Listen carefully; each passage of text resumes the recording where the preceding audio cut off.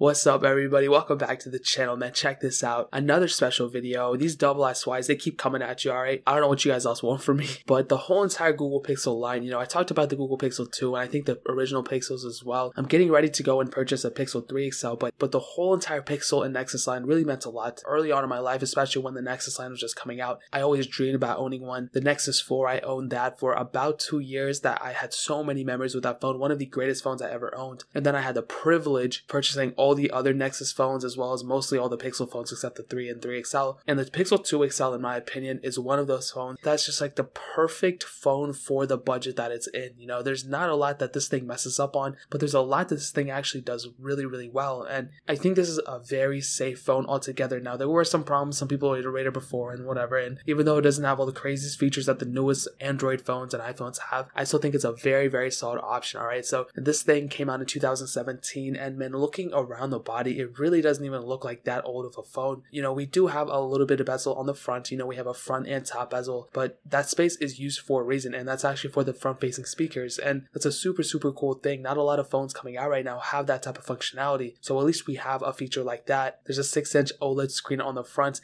It's 1440p. What I'll tell you right now is this screen is still very phenomenal. It'll get the job done. I know a lot of you guys like, oh my god, the Galaxy S10 screen is so much better than that. I'll tell you right now, from the naked eye, you probably honestly won't be able to tell a difference. And most likely, if you're getting a Pixel 2 XL or whatever, you're not going to see that much of a difference. Like, you're not going to be comparing these phones all like side by side every single day. So what I'll tell you is 100%, there's better screens out there, but the Pixel 2 XL screen is definitely on the top end still. It's not on the lower end at all. Now, there were some problems early on when this thing was released. People were saying, oh man, it has like a pinkish screen, whatever, man. What I'll tell you is, man, most of those problems did go away. And if you are getting this phone now, most likely that problem already has been situated. But the screen is definitely one of those things, don't get too freaked out about. You have a USB Type-C port on the bottom. You have a fingerprint sensor on the back. You have glass on the back as well, a little bit. And I'll definitely say, man, this phone, it doesn't feel like the most premium thing in the world. It doesn't have full glass on the back, but I don't think this thing feels cheap at all either. It's definitely a very solid option in terms of just the way this thing feels altogether. Now, one of the greatest things about the Google Pixel line is just the software support. This is one of those distinguishing factors between,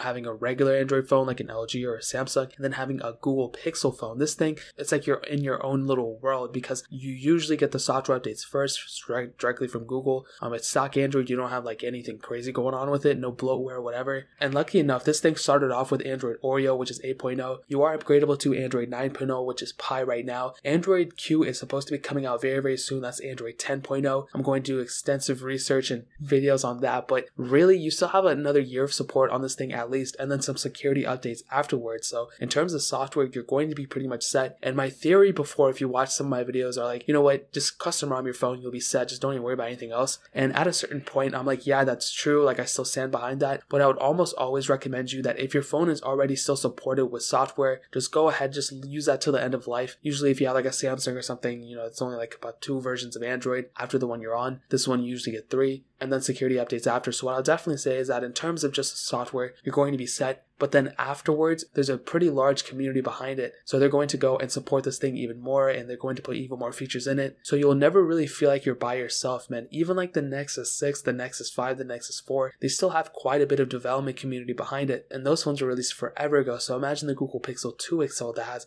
front-facing speakers, a much bigger screen, and the specs in it are just way, way better than what the phones were before. So you'll be pretty much set in terms of software. I wouldn't even worry about it too much. Now, in terms of the overall performance of it, man, I'll go ahead and tell you the specs, but man, really this phone is still going to be very, very good. It has a Qualcomm Snapdragon 835 chipset, an octa-core CPU, an Adreno 540 GPU, and 4 gigs of RAM. And I don't really like talking about the specs inside of the phone too much. I think it's like whatever. There's been times where a phone had like 4 gigs of RAM and it's been really, really slow. There's been times where a phone has 2 gigs of RAM and it's very, very fast. And this is a phone where I don't really think it needs the most amount of RAM ever. I don't think this phone was trying to be like the fastest phone at the time. I don't even think the Pixel 3 XL. I don't think these phones are supposed to be like groundbreaking, revolutionizing. Like, I don't think that's that place. I think this phone serves a purpose of being a very safe option, affordable kind of, now it is affordable. Back in the day, it really wasn't. This thing was still pretty expensive. I mean, obviously all these phones are affordable, but now we're in that over $1,000 price tag. So now these phones seem really, really cheap. And what I'll tell you is that the performance of this phone is nothing to laugh at. And that's a stupid thing because I started laughing when I said that. Whatever you're going to do with it is going to be perfectly fine as expected. I mean, this thing just came out in 2017 in October. This thing is barely even like a year year and a half old, and you're not going to run into too many problems no matter what you do. So whether you're doing intensive multitasking, you have a bunch of apps open at the same time, really you're going to be set. You're not going to run into too many problems. And it's funny that I'm even like here talking about the performance of this phone, because like it's not even that old of a phone, man. Like yes, the Google Pixel 3 XL is faster. They both have the same amount of RAM or whatever, but really as long as you're not comparing this thing side by side to something else, you probably won't even notice a difference. And the fact that you're still getting software support makes this thing just that much better in my opinion. So that same philosophy goes to gaming as well. Like you're going to be perfectly fine in that aspect. And man, I'll be honest, man, I should have said this before. The Google Pixel 2 XL, in my opinion, is a much better deal than the Google Pixel 3 XL, dude. These things probably sell for like a couple $100. The Pixel 3 XL is still selling for like over $500, $600 in the used market, which is crazy. It's expected because, you know, it's a newer phone. But I don't think the Pixel 3 XL is twice as good of a phone as the Pixel 2 XL. And in my opinion, I think the Pixel 2 XL looks much, much better than the Pixel 3. But nonetheless, the performance of this phone is one of those things that you probably will not, you know, just be mad at. You will definitely have a good time owning this phone in terms of the performance, man.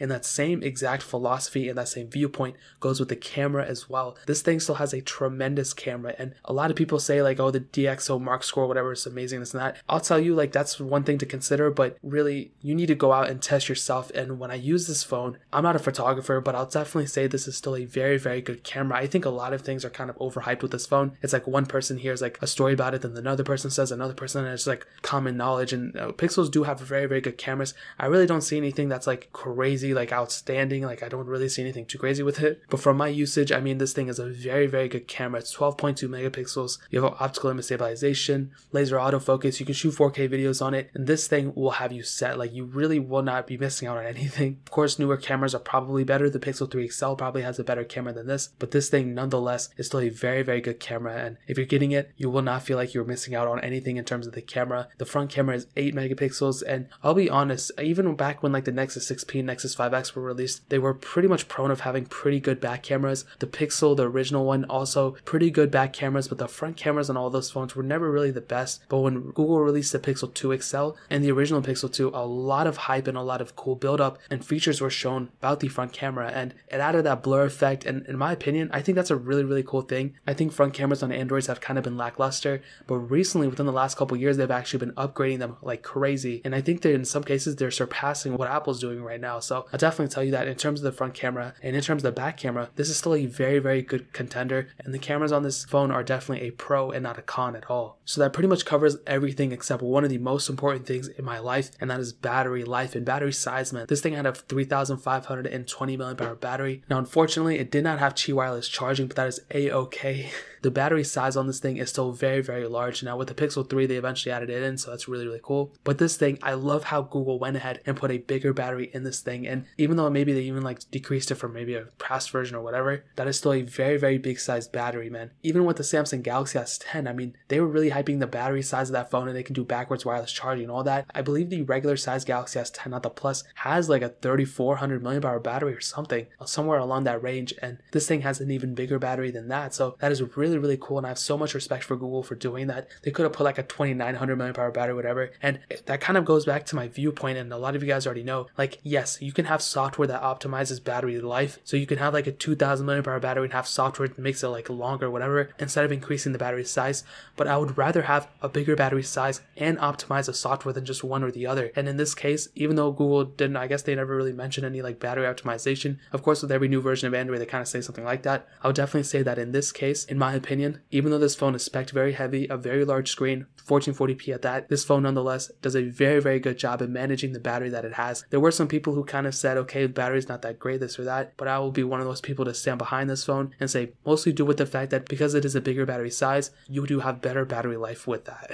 Kind of a long-winded way of saying this thing has good battery life. I gotta start shorting my words out a little bit. Some other notable things to know, like I said, this thing does have a fingerprint sensor on the back. Eventually, I do think Google is going to go with the inbuilt fingerprint sensor in the screen, but who knows what they're going to do in the future. This phone is IP67 dust and water resistant, so you can go up to 1 meter of water for 30 minutes. So that is very, very cool. A very high PPI in this phone too, man. That's pretty incredible. At 538 pixels per inch, that's a very sharp screen. Again, USB Type-C, no headphone jack on this phone. Overall, man, is the Google Google Pixel 2 XL still worth it in 2019? I will say 100 times yes. This phone is still very, very much worth it. And going one step further, I think this is one of the greatest valued Androids in the market right now. I think the original Google Pixel is still a very good option, but the Google Pixel 2 XL just takes that to another level. What I'll tell you is phone innovation is coming very, very fast. I mean, we're going to see a lot of phones that are going to be doing a lot of crazy things. Galaxy S10, LG G8, the iPhones of this year. But regardless, if you need something that's not that basic, but it'll get the job done, like it's